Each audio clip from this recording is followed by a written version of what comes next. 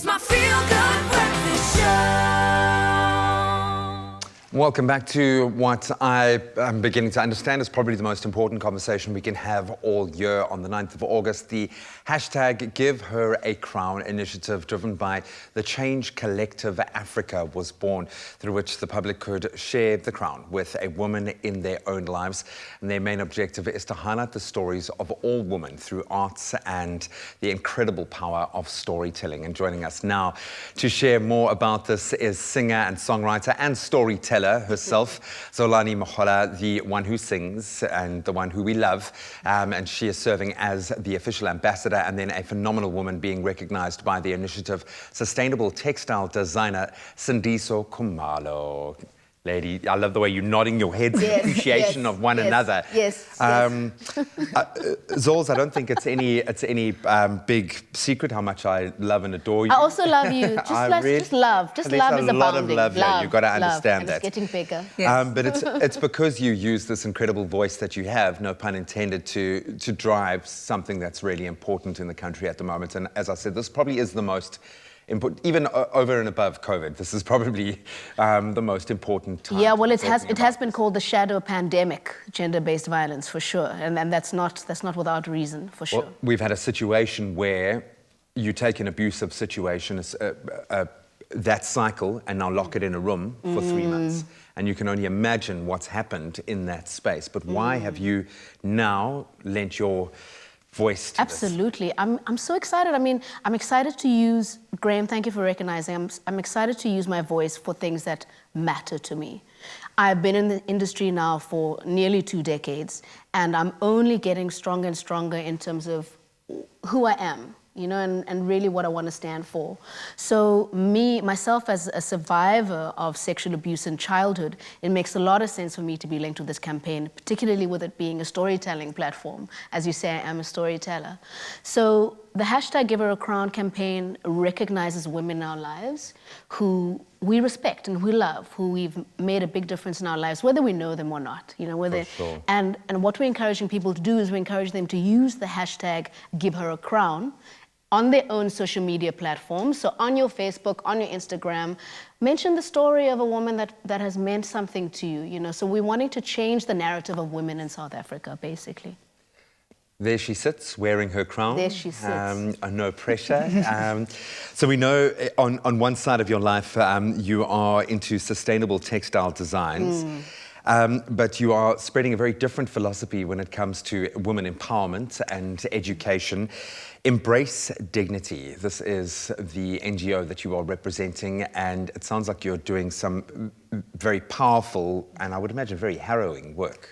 Yes, I mean, it's definitely it's a delicate place to be in. So Embrace Dignity are an NGO based in Cape Town, and they work with women who may have been child trafficked or abused or were formerly in the exploitative sex trade, and we get them out of that training, counseling, and then into programs that will then empower them. So, and these are very young girls who, many in their 20s. You are talking very matter-of-factly about our worst nightmare, about the worst possible situation that you could find yourself in, especially as a young girl. How prevalent is it, and just how bad is the situation here in South Africa, just so people can understand the gravity? I mean, it's awful because essentially like a lot of child rape goes unspoken of. So that's the first thing, is that you're also dealing with a lot of trauma that's happened at a very young age that's never been reported.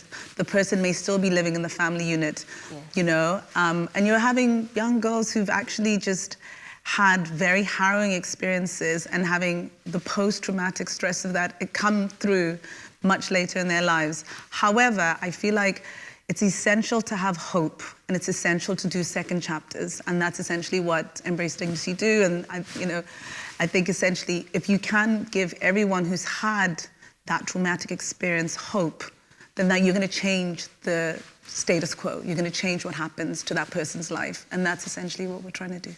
And you'll be amazed at how resilient and strong people can actually be. Very strong, very strong. And I learn more from my new recruits. You know, I learn from them because very strong, huge sense of determination and changing their status quo. And I think that's essentially what we need. So we need more people, I think, like supporting initiatives like these and to, you know, ensure that we can change the conversation in South Africa. Because this is also, like I always say, like Black Lives Matter is a conversation that can't exist without white people. Gender-based violence cannot exist without men. Yeah. You know, we need men also at the forefront of this activism. I have to think that every time we talk about it, if we are changing one person's mindset, I think of it in the context of talking to my son. Like that's the only way that I can wrap my head around it. But it's in the way that we are at work. It's in the way that we use our voice in media.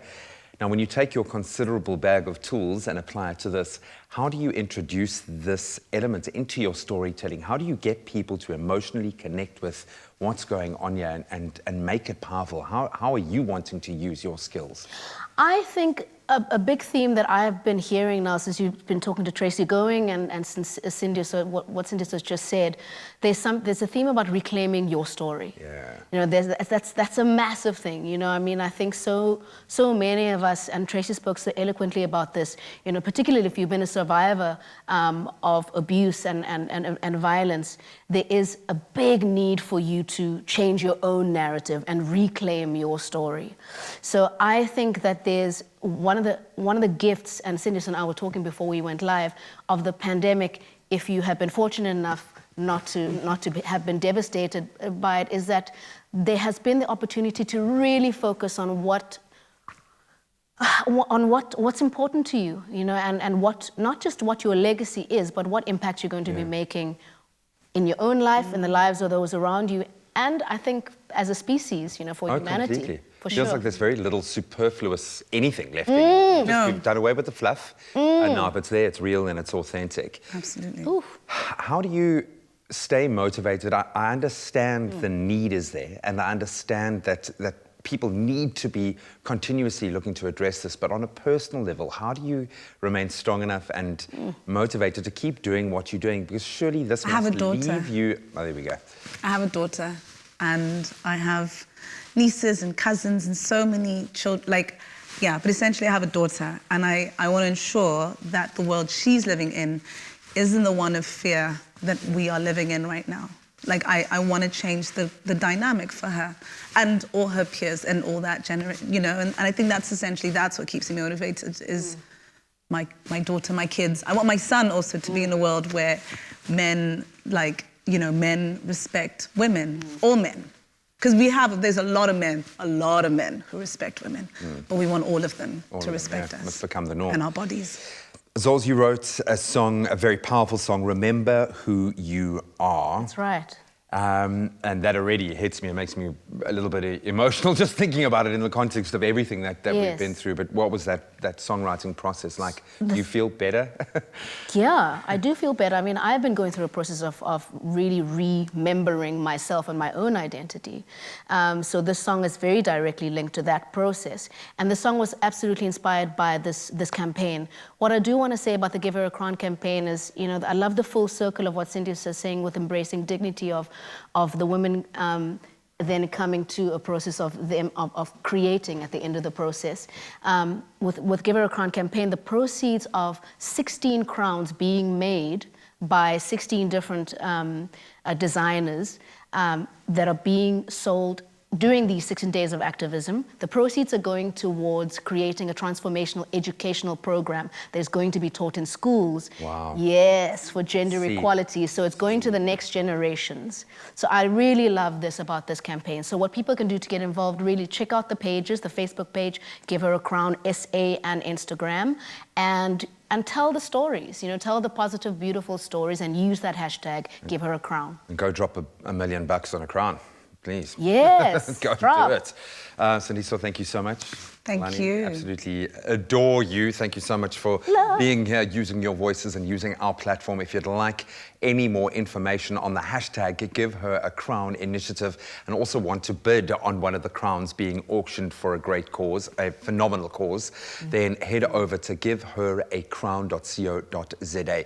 When we come back, we're going to show you an exclusive snippet of that brand new song for the campaign by Zolani.